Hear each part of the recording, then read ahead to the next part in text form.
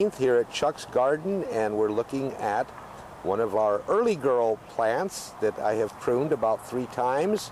You can see that we have some nice fruit set down at the bottom right there. Plenty of air, ventilation, and we won't have any problems with rot. Our blossom rot this year is almost non-existent. We're getting a wonderful set, a very high conversion of flower to fruit. Our weather has been good with us, even though we did have a very cold snap, hot snap last week. We were over 100 degrees for several days. We've cooled back down, looking for a possibility of a little bit of rain today or tomorrow. Of course, that always happens for the Silver Dollar Fair.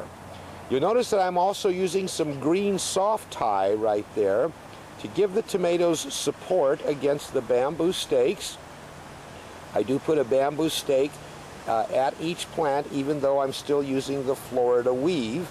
And you can see that we have 2 layers of Florida weave here on these 3 or 4 plants. Again, I'm personally very pleased with the growth. These were planted on March 22nd, 2008. This is May 19th, where the plants are coming along the way I like them to be. And I know that there's quite a difference of opinion throughout the tomato gardening world. Everybody has their own ideas on how to do it. And the beautiful thing about gardening and the beautiful thing about tomatoes is there is no one way. As I mentioned earlier, we're growing for yield, we're growing for maximum yield, and that's what our goal is, and that's why I am constantly pruning, to give the plant the opportunity to put its vigor into setting fruit and growing fruit. I'm not growing tomato plants for foliage, I'm growing them for the end result, which of course is fruit. Now you'll notice here we have a young plant in the middle, and what this is I had one plant that didn't make it, and I've replaced the early girl variety with one of my favorites, which is Golden Girl, which is a very crunchy, delicious cherry tomato.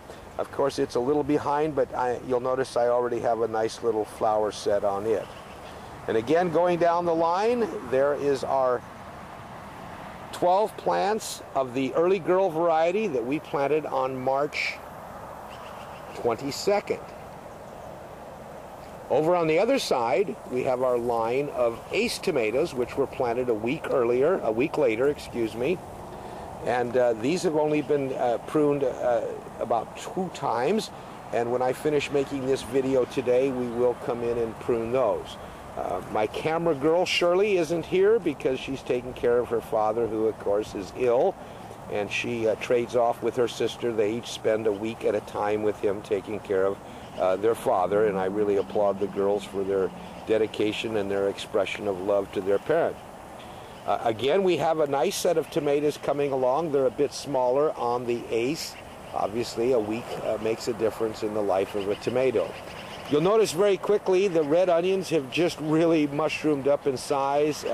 We've got some good onions sitting right here. I've already harvested a few. These are the wonderful Sacramento Reds. That onion right there is going to weigh in at about 1 pound.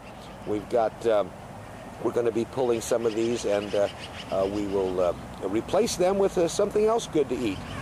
And then of course right here is another tomato that I recently planted, and this is the Shady Lady. If you watched our video on the Prickly Pear Garden Center, this is a tomato that Diane Stout recommends. It's bred for its heavy foliage and a very nice canopy to give the tomatoes a bit more shade in our hot Northern California summers. This tomato's only been pruned once, and I'll be staking it in the next couple of days.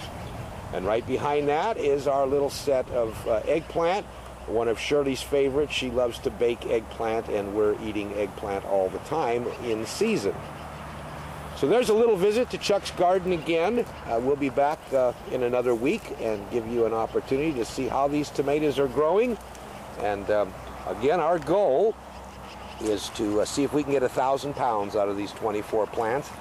And I have no problem at all selling tomatoes for $1 a pound locally here. You can hear the highway in the background, and we just set up our little stand out there by the driveway.